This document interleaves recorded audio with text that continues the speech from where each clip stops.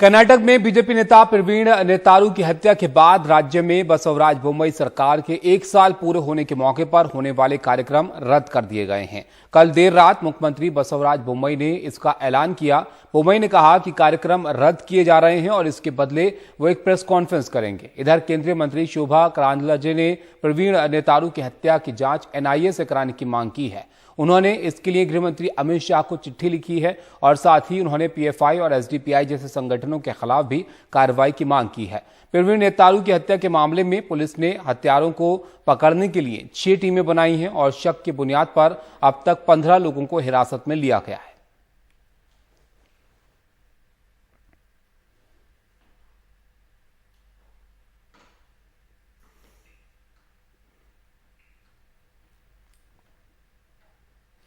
कर्नाटक में मैंगलोर के पास बेलारी में भीड़ को तितर बितर करने के लिए पुलिस को लाठीचार्ज करना पड़ा। वहां बीजेपी युवा मोर्चा के एक नेता की मंगलवार देर शाम हत्या कर दी गई थी। युवा नेता के अंतिम संस्कार के लिए जुलूस निकालने की मांग की गई, लेकिन प्रशासन ने मना कर दिया। पुलिस ने 6 टीमें गठित की हैं और मुजरिमों की तलाश अब की जा रही है।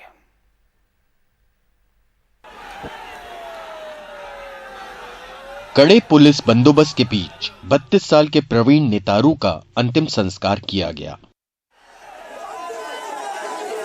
प्रवीण मंगलवार को जब दुकान बंद कर रहे थे, तभी बाइक पर आए कुछ हमलावरों ने धारदार हथियार से उनकी हत्या कर दी। हत्यारों की गिरफ्तारी की मांग को लेकर बुधवार को मैंगलोर के करीब बेल्लारे में जब हालात बिगड़े तो पुलिस को लाठीचार्ज करना पड़ा।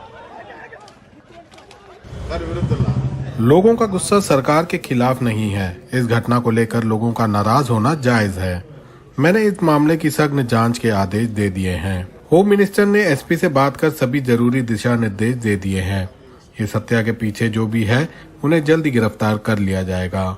ये इलाका केरल की सीमा के नजदीक है, इसलिए केरल में भी पड़ताल की जा रही है। ये क्यों हुआ, कैसे हुआ, ये जांच का विषय है। जल्द ही इस बारे में सब कुछ साफ हो जाएगा। हत्या को लेकर लोग इतने नाराज थे कि जब प्रदेश बीजेपी अध्यक्ष नलिन कतिल संघ परिवार के कुछ नेताओं के साथ वहां पहुंचे तो गुस्साई भीड़ ने उनकी गाड़ी को पलटने की कोशिश की।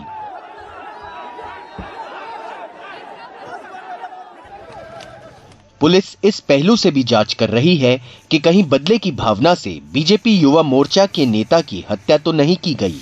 हालांकि मसूद की हत्या में शामिल लगभग सभी आरोपियों को पुलिस ने गिरफ्तार कर लिया था। प्रवीण को कल रात हत्यारों ने मार दिया। आरोपियों को जल्द पकड़ने की हिदायत दी गई है। पुलिस की टीमें तलाश में जुटी हैं।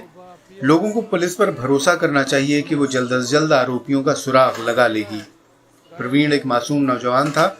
मेरी लोगों से अपील है कि शांति बनाए रखें।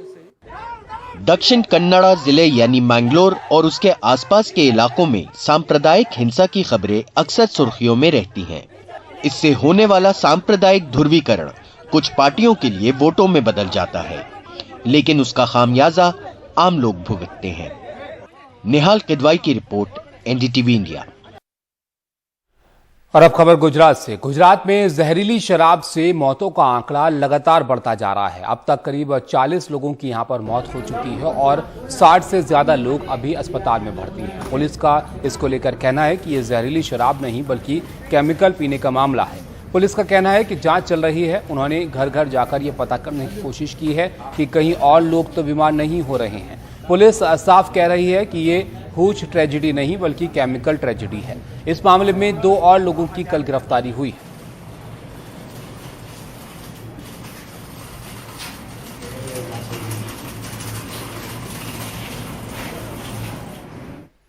बिहार में सैकड़ों सरकारी विद्यालय हैं जहां साप्ताहिक छुट्टी रविवार नहीं बल्कि शुक्रवार की होती है। इनमें से अधिकांश स्कूल मदरसे या मुस्लिम बहुल इलाकों में हैं, लेकिन राज्य सरकार ने अब सभी जिलों के शिक्षा अधिकारियों से पूछा है कि इस छुट्टी की प्रथा आखिर किसके आदेश से हुई है और अब तक चली आ रही है।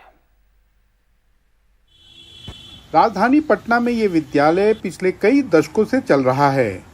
अधिकांश छात्र मुस्लिम समुदाय से आते हैं और यहाँ के प्रबंधन के अनुसार छुट्टी रविवार नहीं बल्कि शुक्रवार को होती है। ये तो स्कूल जो बना है 1938 का है, गेट पर लिखा भी होगा 1938 में एस्टेब्लिश हुआ था बिहार एयरपोर्ट का।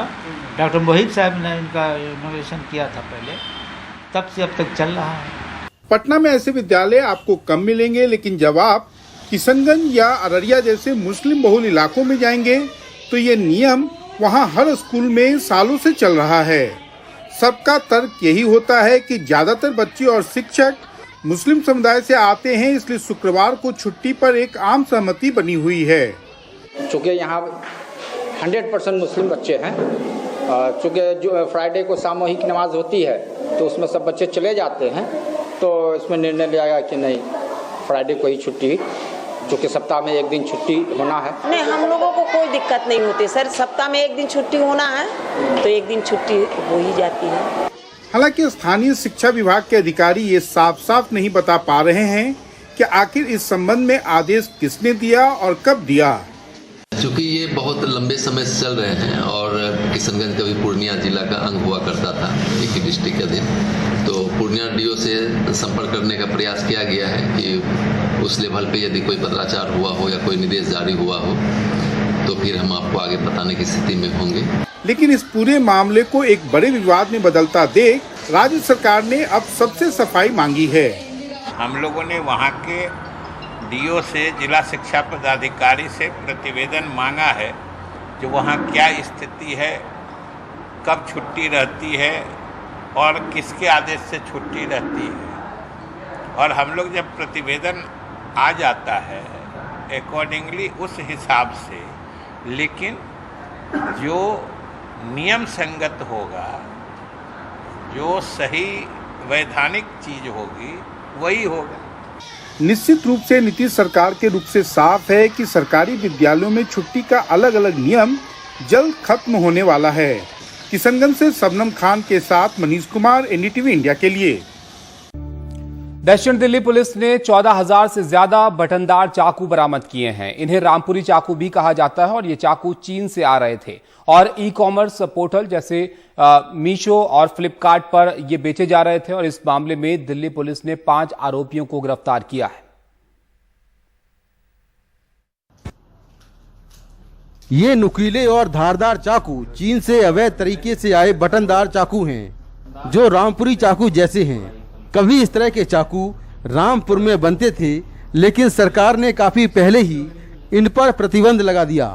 कानून के मुताबिक अगर चाकू बटनदार है, उसका ब्लेड 7.62 सेंटीमीटर से बड़ा है और 1.62 सेंटीमीटर से चौड़ा है तो उसे रखना अवैध है।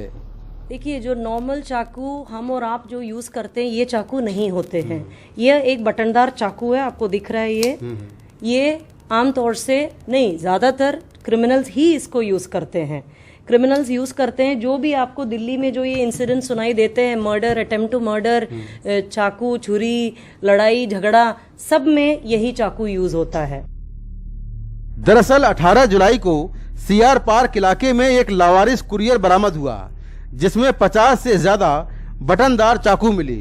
ये कुरियर डिलीवरी बॉय से गलती से गिर गया था।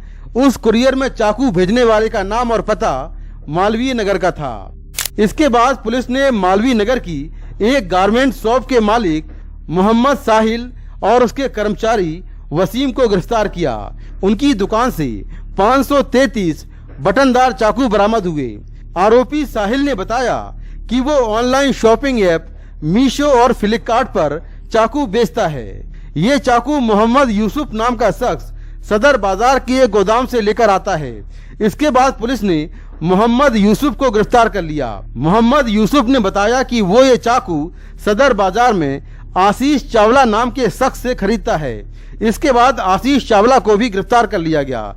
उसके सदर बाजार के गोदाम से 13,440 बटनदार चाकू बरामद हुए। आरोपी आशीष ने बताया कि वो ये चाकू मयंक बब्बर के जरिए मंगाता है। मयंक का इंपोर्ट और एक्सपोर्ट का काम है। इसके बाद मयंक बब्बर को भी गिरफ्तार कर लिया गया। मयंक ने बताया कि वो इन चाकुओं को किचन वाला चाकू बताकर मंगाता है और कस्टम ड्यूटी भी दे रहा था।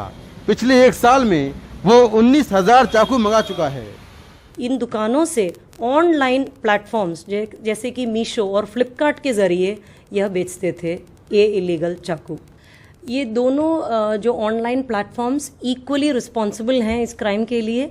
इलीगल चीज़ों को खरीदना, बेचना, डिस्ट्रीब्यूट करना, मार्केट करना सब इलीगल है as per law, and hence उनको इन्वेस्टिगेशन ज्वाइन करने के लिए नोटिस किया जा रहा है and they will be held responsible. ये चाकू चीन से मुंबई और गुजरात के बंदरगाहों पर आ रहे थे।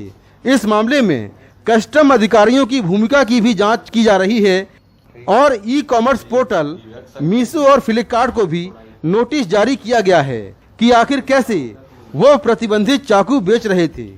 पुलिस के मुताबिक ये चाकू ज्यादातर अपराधी ही इस्तेमाल करते हैं।